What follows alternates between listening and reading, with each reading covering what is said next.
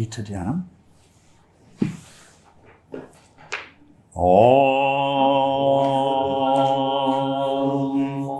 O Bhagavad Gita, by which Arjuna was illumined by Lord Krishna himself, and which was composed of 18 chapters within the Mahabharata by the ancient sage Vyasa. O Divine Mother, destroyer of rebirth, who showers the nectar of oneness upon us. O Bhagavad Gita, my affectionate mother, on thee I meditate. All the Upanishads are the cows.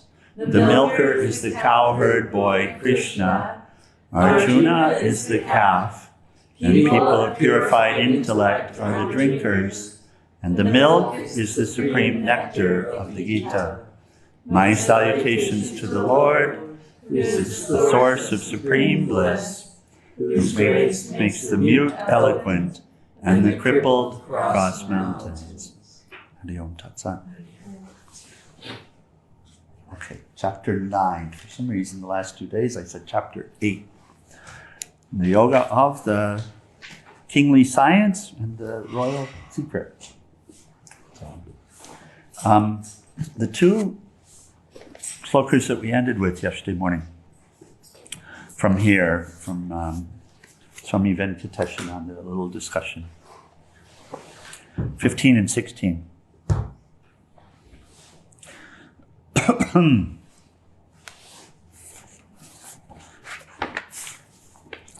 Actually,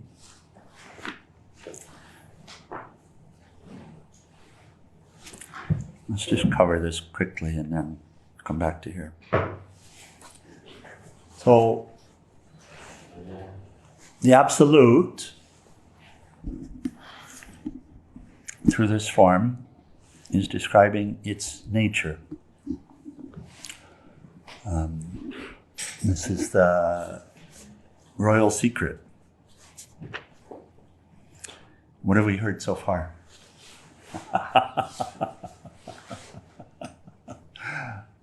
Mataji? We have heard that he is everything, and that he is of the world, that all things are made of him, but he is not limited by it. Very good. Very good. Very good. By his nature, as it were, the gunas. Okay. So, and this has been described, that I am the all in all, and I am the all. Oh, bless you. So we pick up here. But the great souls, O Arjuna, and this is, fools disregard me, clad in human form, not knowing my higher being as the great Lord of all beings. Of vain hopes, of vain actions, of vain knowledge, and senseless, they verily are possessed by the deceitful nature of demons and undivine beings. But the great souls, O Arjuna, partaking of my divine nature, worship me with a single mind, knowing me as the imperishable source of beings, always glorifying me, striving, firm in vows, prostrating before me. They worship me with devotion, always steadfast. So, where to prostrate before me? Everywhere. Yes, all right, thank you. Others, sorry? A mailbox. A mailbox. If you know what the mailbox is. Oh.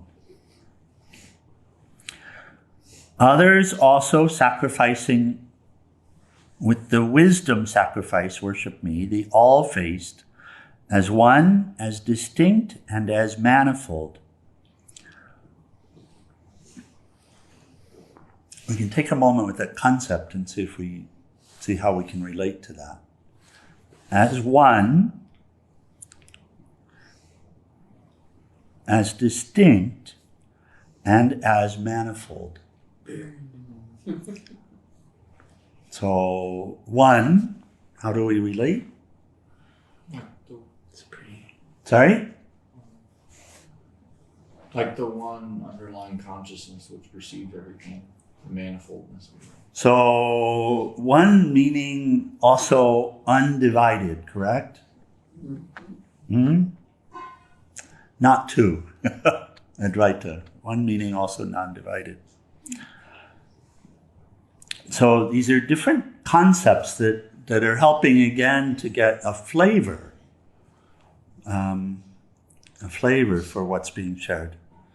So as one, it starts here, the all-faced. So what does that mean? The all-faced. Yeah, every face. Every face. This is a Krishna. face. Yeah. The one, so the totality. Yeah. Okay. The distinct. How to relate to that? The distinct. Becoming more particular. Like The mind. distinct. Distinct is differentiator. The distinct is a differentiator. The distinct colors, shapes, characteristics. Discernment.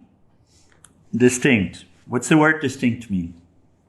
Particular, special. To distinguish One from another. one from another. So if you're looking to find the highest, where will you find? Wherever you focus. But you have to Determine that is so. okay, distinct in this way. Distinct from the forms. So the many-faced, Okay. but distinct from the forms, not the form. Okay. The form is made of what? The supreme.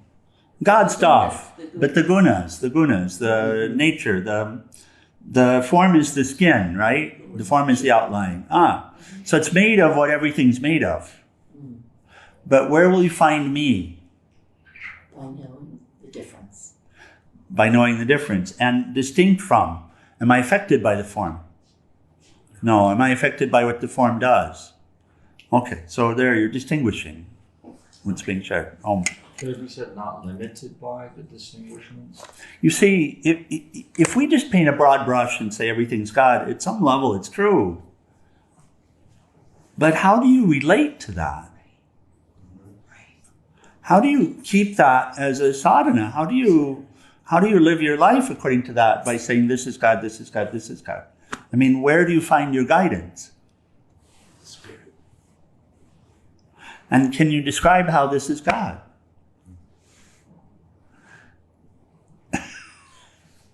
Came from potential. So Swamiji, if I may, I've always meditated, and in the meditation, it was always this everything is God thing, painting the broad brush. Yes. And there was no relationship from this nature. There was no relationship to the painted Right. broad picture. Right. And so being able to distinguish is the relationship. Yes. Is the relationship. Yes. Is that in-between relationship. Yes. It's not, you see, it's not that everything is God. Right. It's not like that. It's not that this is God and this is God and this is God and this is God. It's not that. Does that make sense? Can we tell it's that all of this is made of the stuff of the one. That the one can be located, found within all of this stuff. How to do? You have to know. So he's being very precise here with the language. The tendency is to not see or then to, in other words, deny the existence of some higher truth. That's a tendency. And then And, this is something as well. When we start to get something, we say, well, it's everything. Well, it's not actually everything. Right. Because if it were everything, then if you did this and you took that and beat it on the floor, then you would hurt God. Right.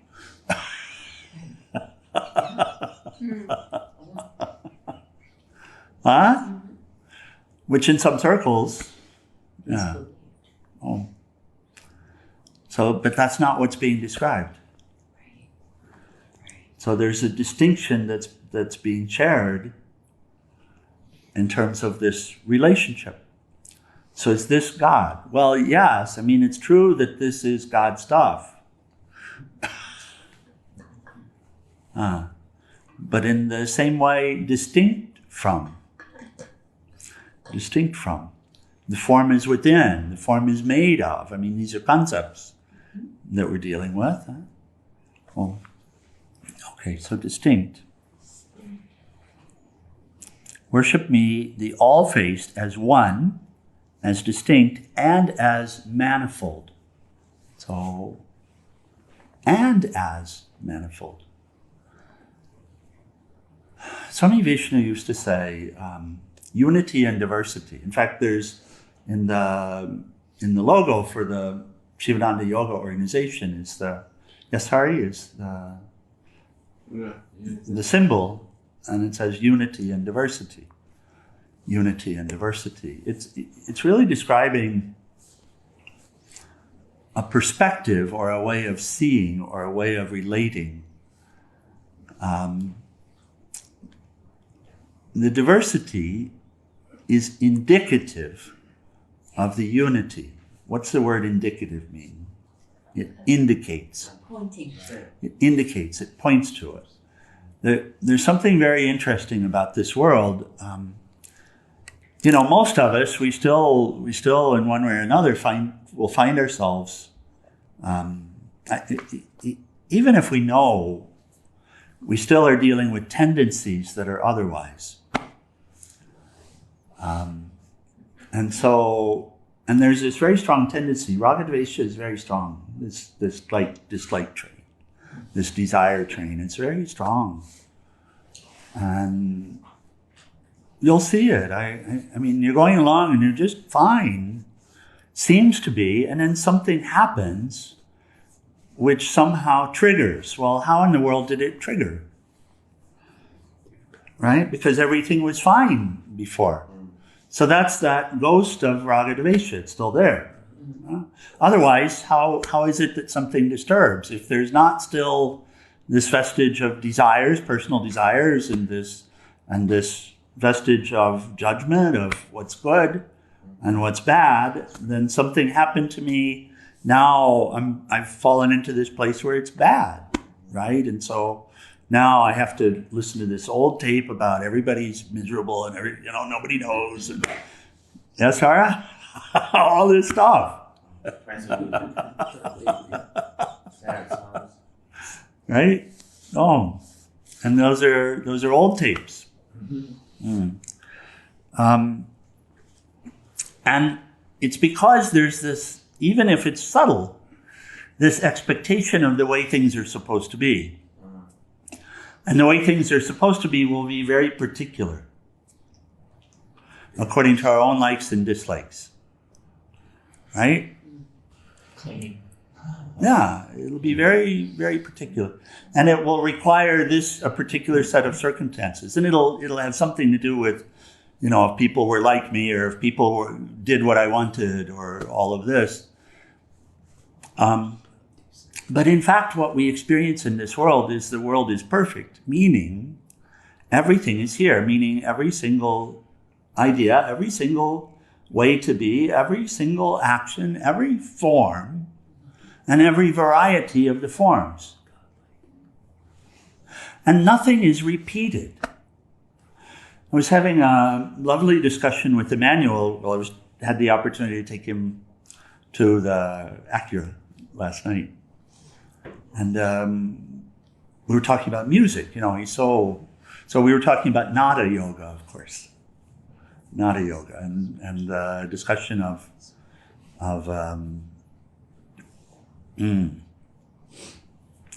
The ahata nada and anahata nada sounds with an instrument, therefore played through an instrument, and the cosmic music, which is not heard by the senses, but from which the senses arise, which to the senses is silence.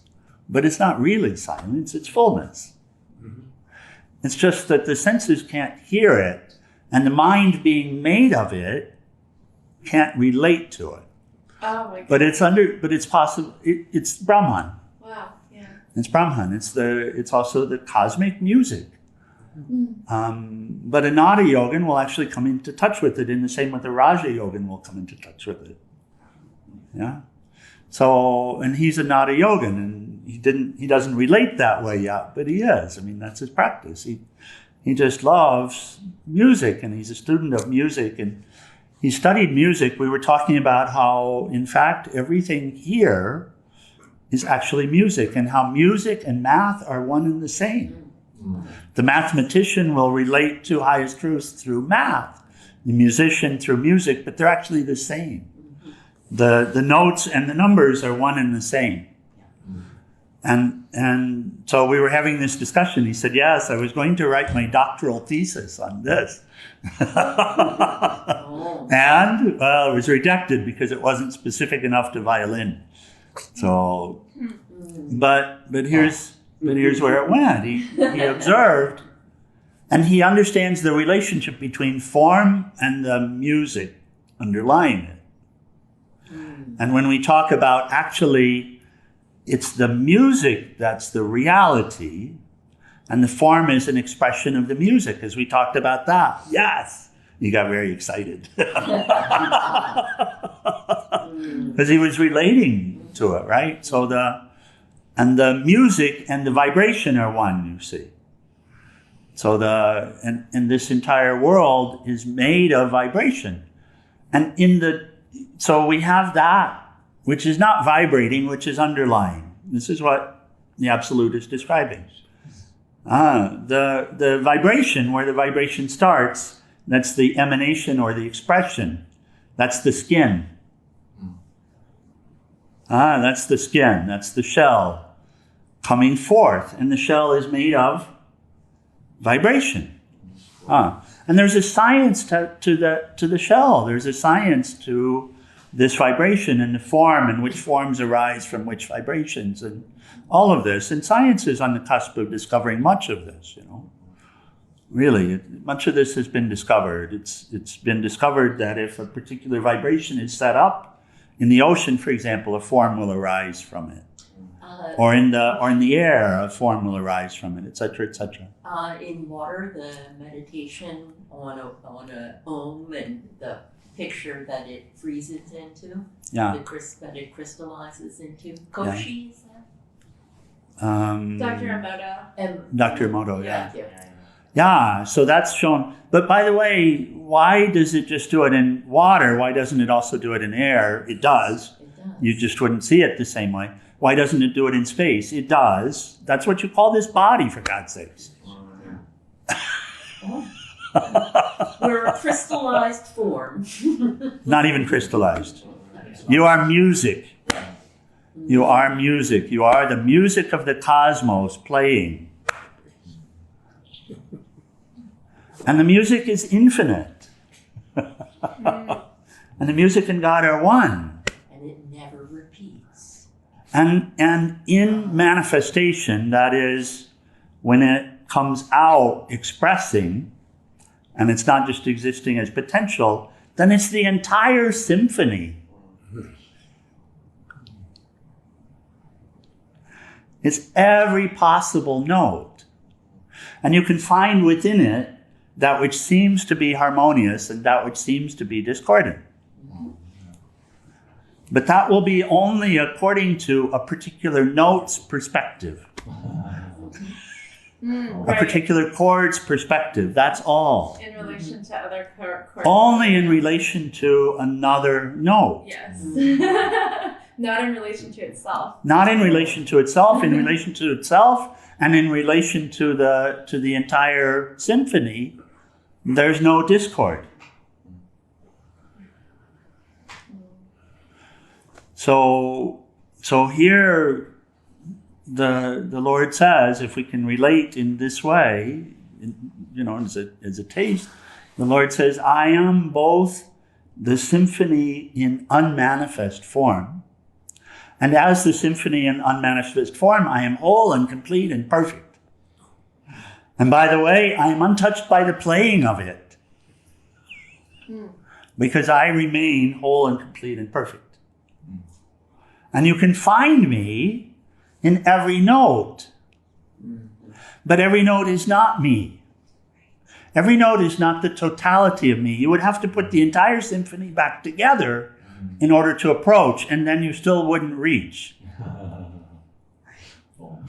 Because there are still, even in the symphony, the potential notes. Black energy, dark matter. So I am distinct. Is this helpful? Yes. So I am distinct from it, but also I am the manifold. And so we still run around looking for one note. And it's, the note that we want in order to complete us, but none of the notes could ever complete you because you're already whole and complete. You're already all the notes. Om. Every note is, of its essence, the potential for all of the notes. Every ray is sun.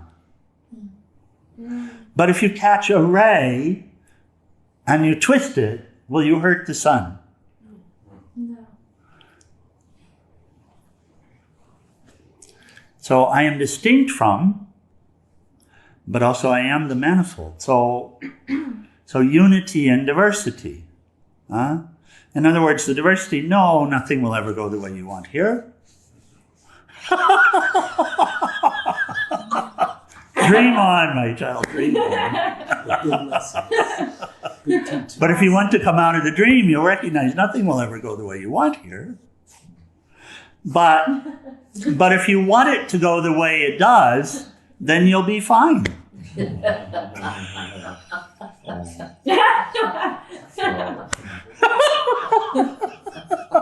If you want to listen to the symphony and dance to the music, you're fine. But as long as you look for your own particular expression of it, you won't find it. Kartikeya. Well, going back to the math, it reminded me of the binary beats. They're all like numbers. Like, oh, this number will do this. Oh, Yeah. this number is perfect for this. Yeah, very good, Kartikeya. And Yes. even in art, like you're balancing your art, like it's all numbered in a certain way. Like, you're trying to achieve balance. Yeah.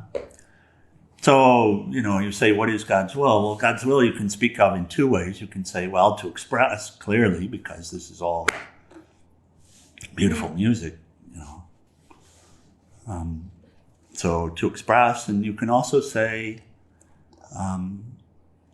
for the notes to know who they are. That is expansion. Sorry? And that is expansion. No, there's no expansion. But it looks like it. It seems like it. It seems like it, yes. It seems like it. When you eliminate barriers, you seem to expand. Oh, I see it, yeah. It's already Right. there. So when that comes from eliminating barriers.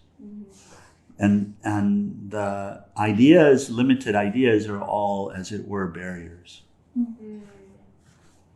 So, but here, I remain, and just the words one more time. And we'll get to the commentary here this morning as well. There's one more shloka. Others also sacrificing with the wisdom sacrifice, worship me, the all-faced, right? As one, as distinct, and as manifold. So all of this is me, but there's a need to understand what's being shared. So manifold is many. It's not just many, it's this fullness in expression. That's unity and diversity. That's unity and diversity. What does something that's diverse from you, if you have this knowledge, what does something that's diverse from you, different from you, not as you like, what does that indicate to you? Let's learn something. If you have this knowledge, what does that indicate to you? That there are endless possibilities. That indicates God is right here.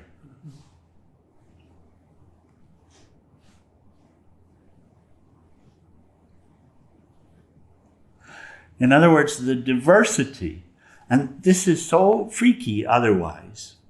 You know, if you use a random number generator and you generate numbers one after another from a random number generator. Has anybody ever heard of a random number generator? It's a scientific thing. Okay.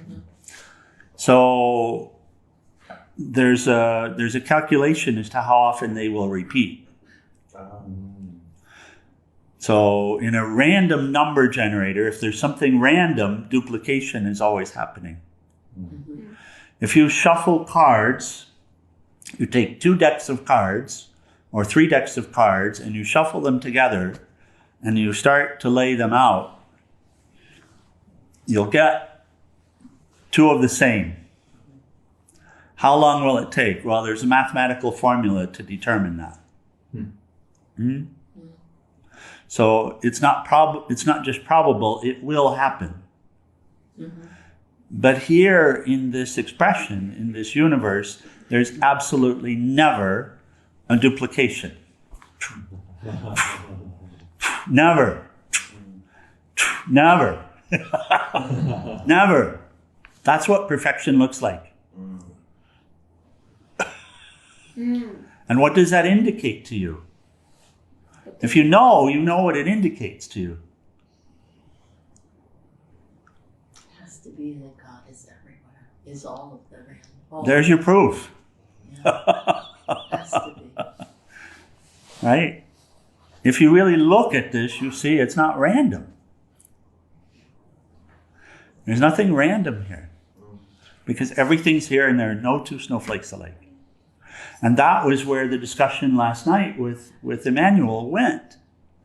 He said, you know, every molecule, every atom, every quark has a unique musical signature.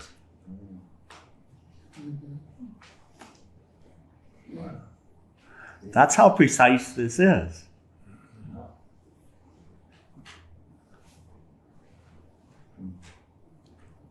So as the manifold.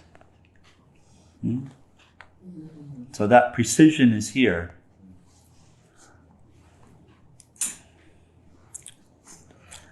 I am the Kratu, Vaidika ritual. I am the yajna, the sacrifice. I am the offering to the ancestors, the mains. I am the medicinal herb and all the plants. I am the mantra. I am also the ghee, or the clarified butter. I am the fire. I am the oblation. So a little commentary here from Swamiji. He says there's not and need not be a uniform approach to the infinite hidden in all finite objects. One can approach the infinite through any or all of the finite objects, but the object of our quest must be the infinite. The finite objects should not be dim or dazzle our vision, sidetrack our quest, or thwart our endeavor. There are various yajna or ritualistic acts described and prescribed for seekers in the Veda. Krishna introduces a new yajna here in the Bhagavad Gita. It is the jnana yajna, the wisdom worship or sacrifice where the symbolism of the ritual is pierced and the truth realized and revealed. Based on this right understanding, all our actions can be and should be directed towards God, who is faced in all directions, meaning omnipresent, right? Everywhere. Who is one and who is manifold.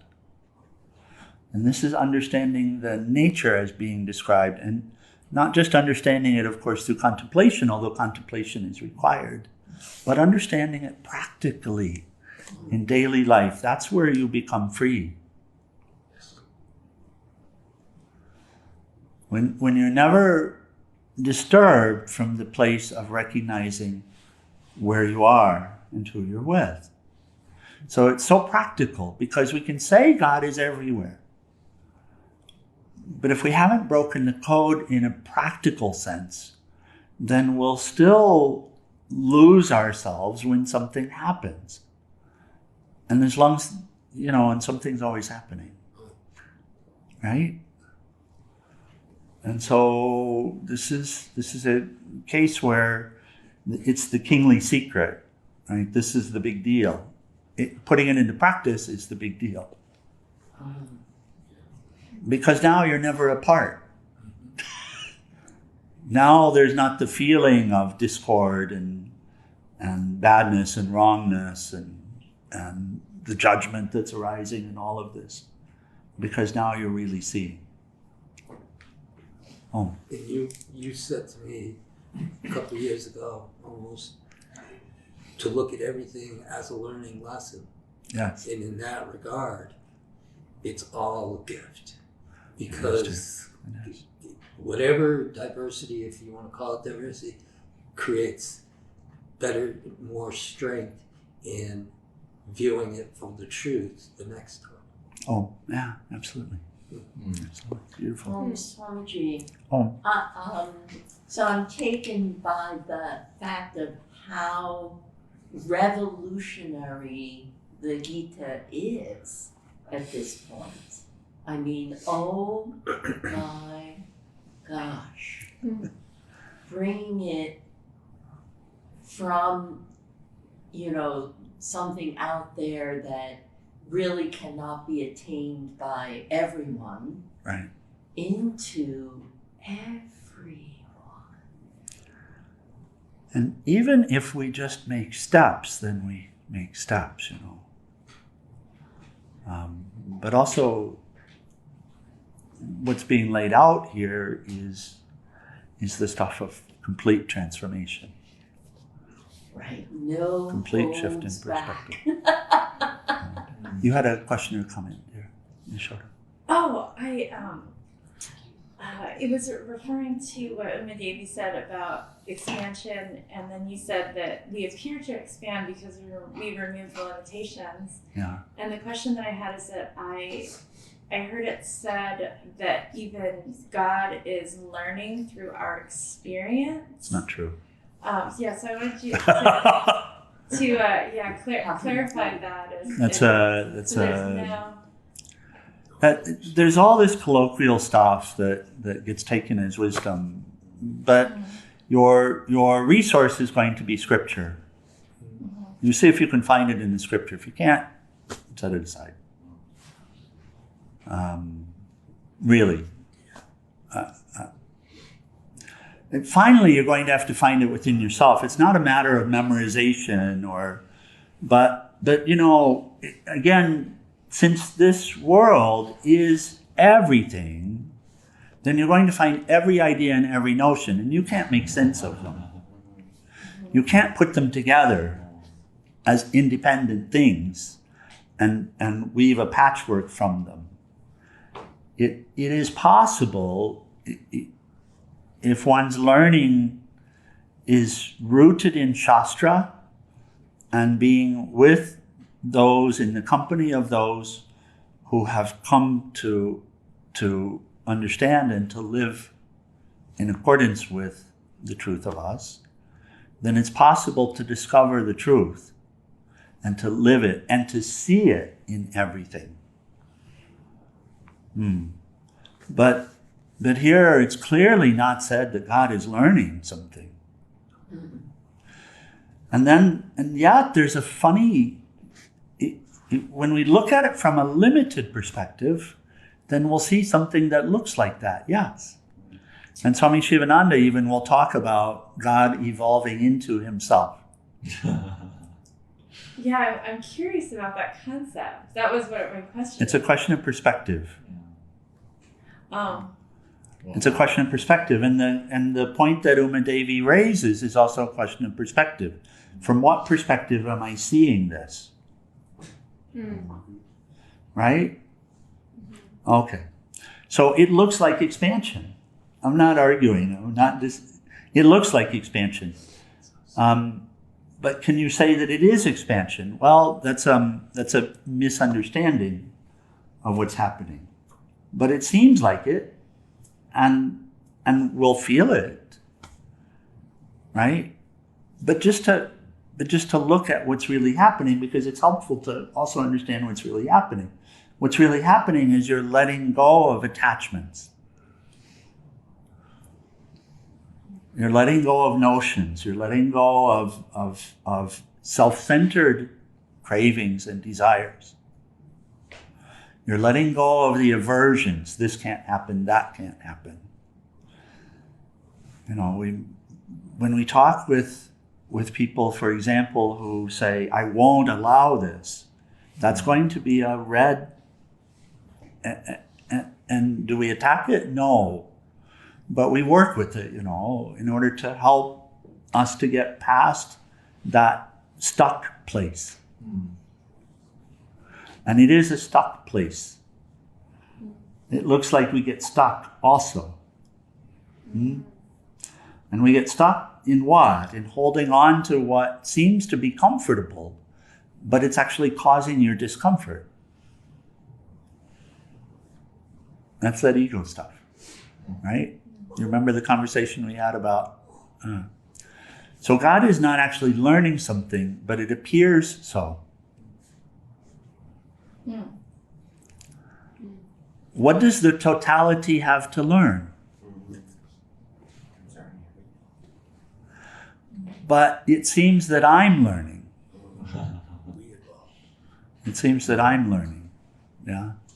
But what am I learning?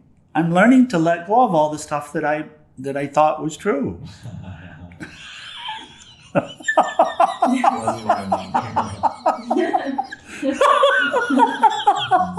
I'm learning to unlearn.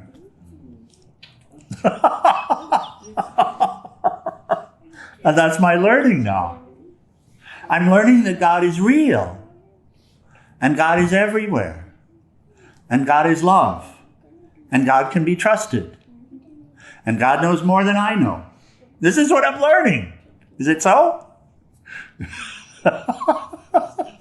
Oh. I was thinking just because the universe is expanding, it doesn't mean God is expanding. It just is. Correct. Correct. Yeah. And that's the meaning of the word Brahman, is the infinite and ever expanding. So yeah.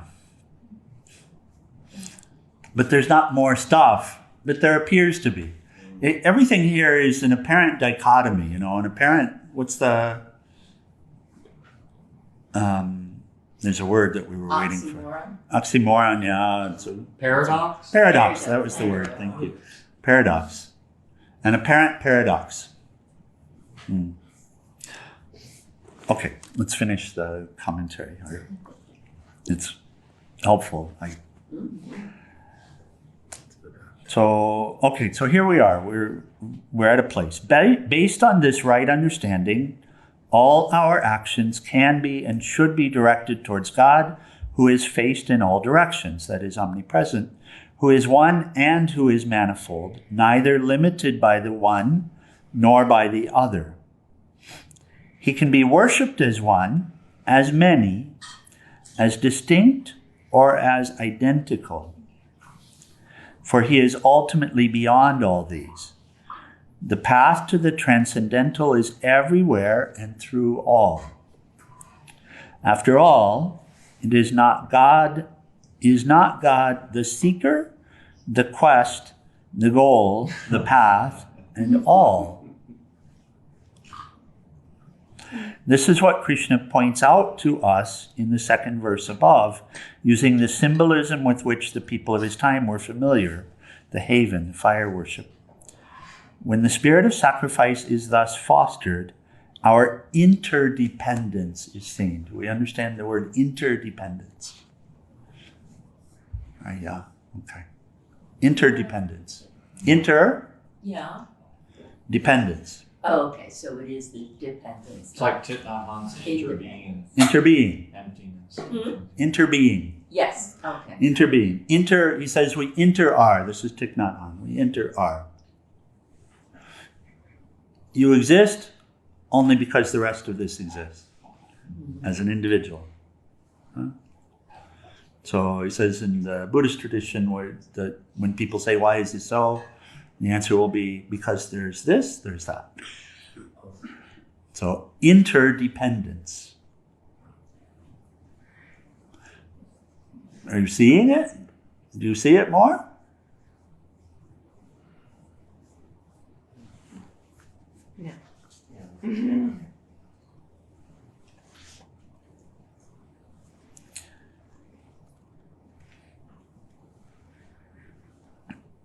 One sacrifices to the other. The seed sacrificing itself gives rise to the tree. The tree sacrifices itself to produce the fruit, the food. Hence, there is an interconnectedness where we are all interwoven into the fabric of the world. Once this comprehensive understanding is attained, the worldliness of the world vanishes, and the seeker of wisdom rests in God. He experiences God in himself and in all.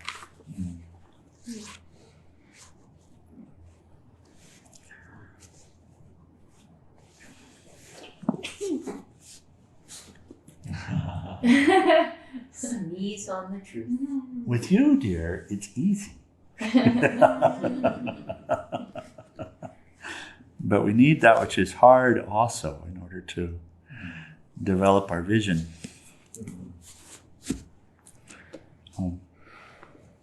Any other comment or question related to? Of course, we continue in this vein. The following chapters are further deep dive into what's being discussed and the practical aspect of how to relate. It's regarding the section that you were saying that everything was God, but that was not the point. How you relate to that? Only if you can see that everything is God, that is, even the stuff that you don't like.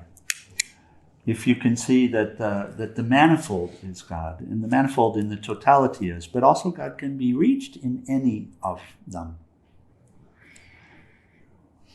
But you have to relate to the infinite if you're to do that, not the finite. So you don't worship a microphone. Mm-hmm. You worship God in the form of.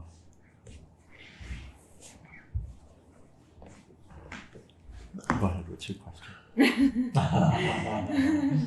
Well, I was trying to compare notes because in a Upanishad workshop, yeah, the things that they're souls in the couch or in the never said that. We have never said there's a soul in anything. Well, that they are souls. Yeah, appearing as this or appearing as that. Right. So I'm trying to understand, like comparing notes from that to God is everything. But when you mentioned beating the microphone, that would be like hurting God, but that's not the point or something like that. I'm not catching it clearly. Yeah.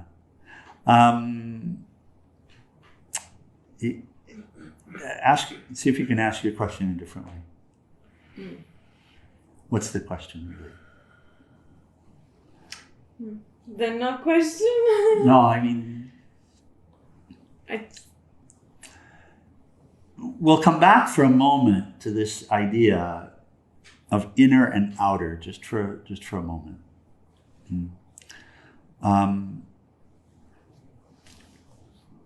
You are inside that body.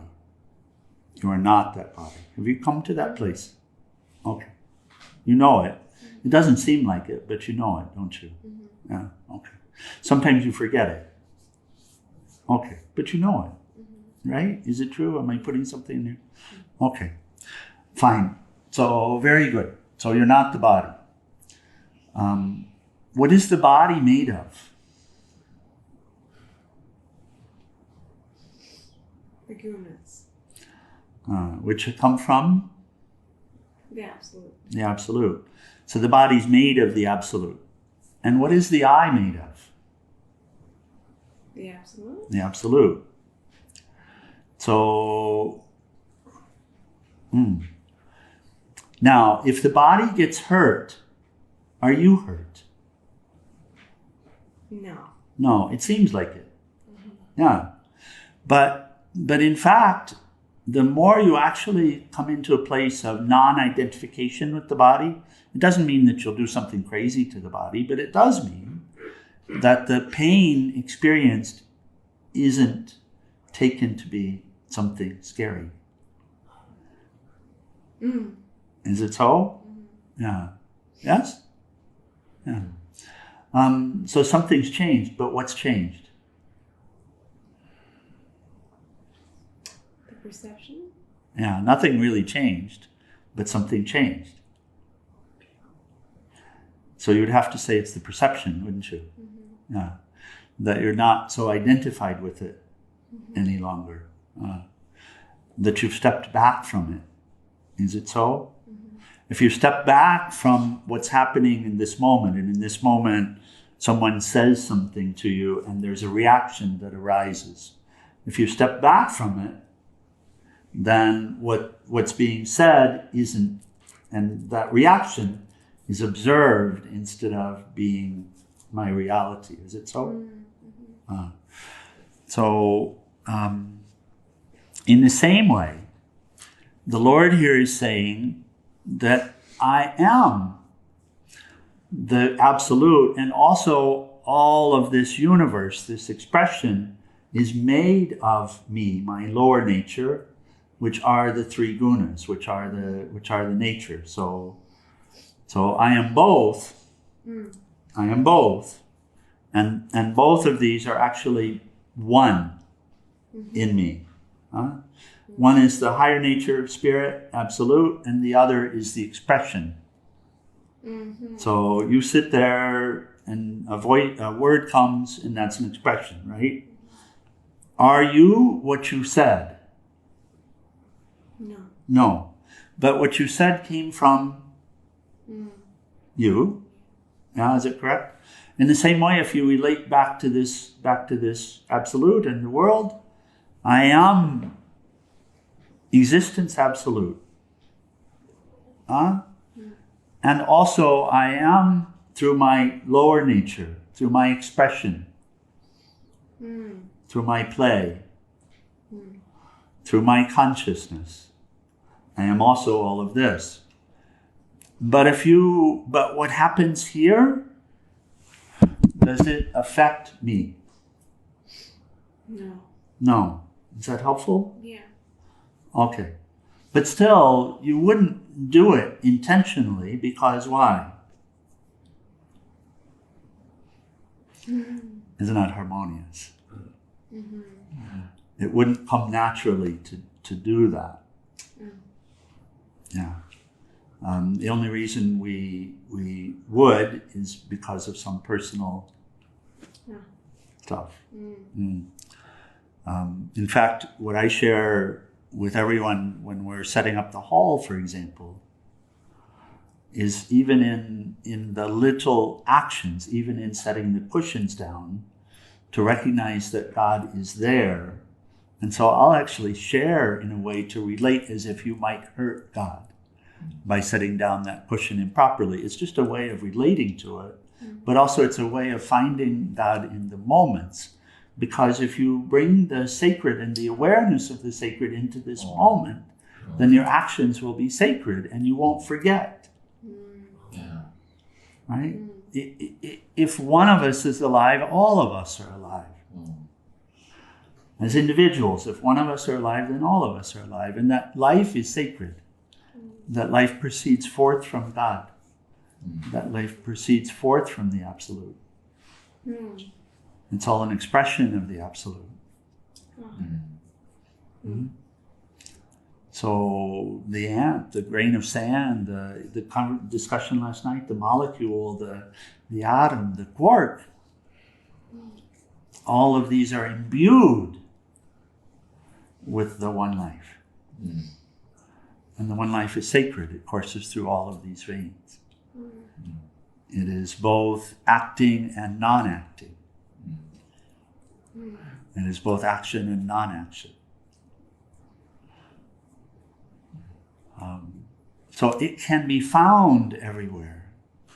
Can it be hurt? Ultimately, no. In the same way that the eye cannot be hurt, regardless of what happens to this body. And relating in that way can help in this personal relationship, in developing this personal understanding, and letting go further and further of the attachments. Letting go further and further of the identification as this limited. Is that helpful? Yeah. Okay. Well, all right, we should close.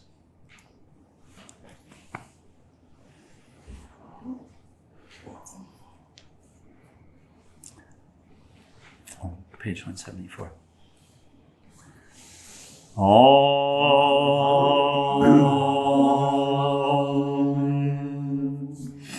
Om Trayambakam Yajamahe Sugandhim Pushtivardhanam Orvai Rukameva Bandhanam Mrityur Mukshiyamamritat Om Trayambakam Yajamahe Sugandhim Pushtivardhanam Orvai Rukameva Bandhanam Mrityur Mukshiyamamritat Om Trayambakam Yajamahe Sugandhim Pushtivardhanam Orvai Rukameva Bandhanam Mrityur Mukshiyamamritat Om Shanti Shanti Shanti.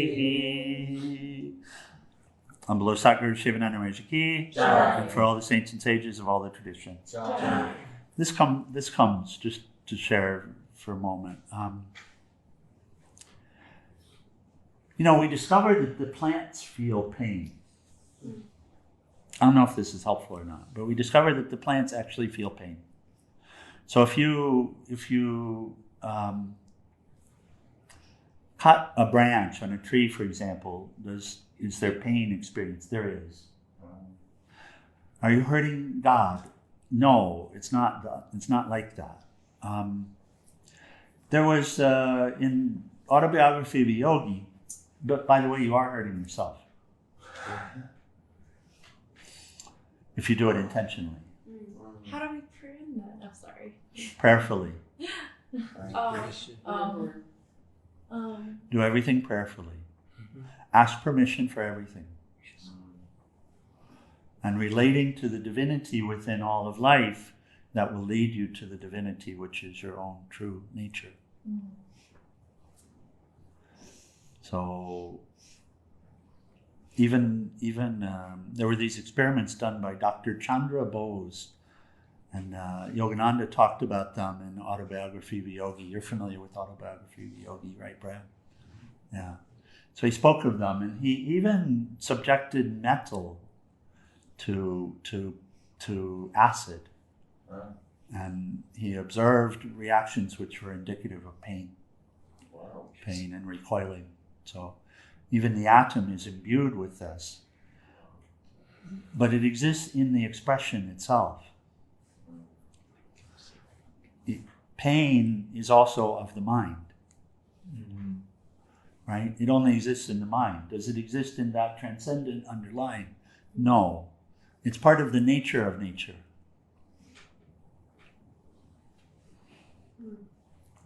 It's part of the nature of nature. Is the absolute affected by it? You see? It's not. But does that mean you go around causing pain everywhere and it's no big deal? No, it doesn't mean that. That's a Tamasic view, yeah. No, it doesn't mean that. It doesn't mean that. It doesn't mean that. Okay. Let's stand for